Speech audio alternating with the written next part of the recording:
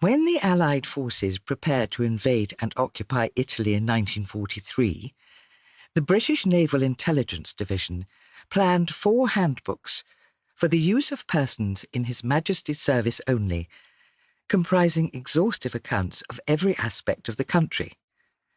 The first volume, of 600 pages, was published in February 1944, 5 months after the first landings.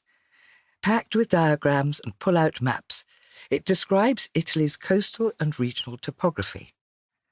The second and third volumes cover every element of the country's history: populations, roads, railways, agriculture and industry. The final 750-page volume, published in December 1945, describes the country's 70 inland and 48 coastal towns in curt, meticulous prose. Its description of Ravenna, a small city on the Adriatic coast of northern Italy, opens with a brief, authoritative statement. As a centre of early Christian art, Ravenna is unequalled.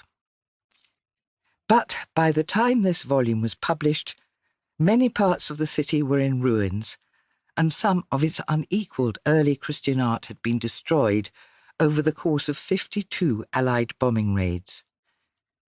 In August 1944, the Basilica of San Giovanni Evangelista was pulverized by bombs intended for the railway station and its sidings.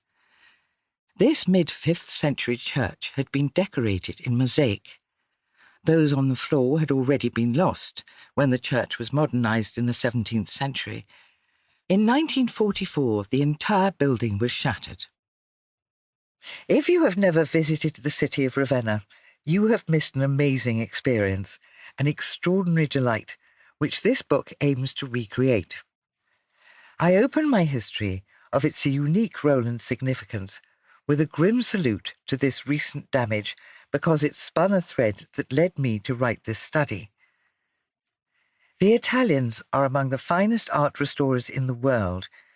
Immediately after the war, they set about repairing their unique heritage in Ravenna.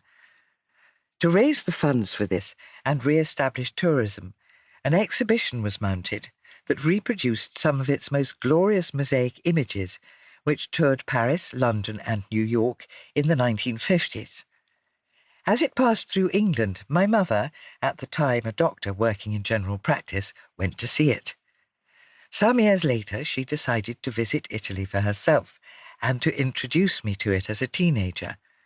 And so, in 1959, we approached Ravenna from the north in order to see the mosaics that had fascinated her since the exhibition.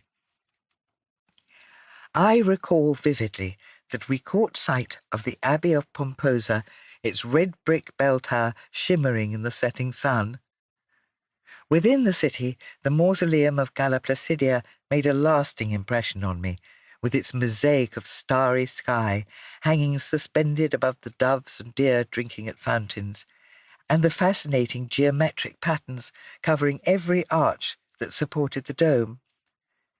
It was a hot summer, and I felt that eating figs with prosciutto in a cool restaurant was more interesting than the mosaics.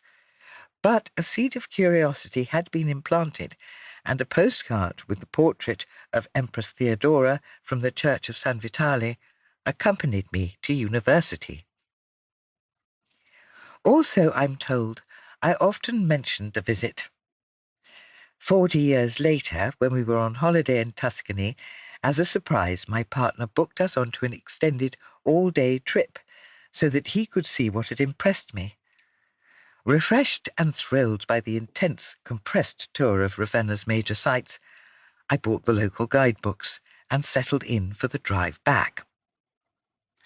As we sat in an endless traffic jam around Bologna, I grew increasingly angry at the failure of those books to provide any adequate history as to why such an astonishing concentration of early Christian art should be there in the first place, and then how it survived.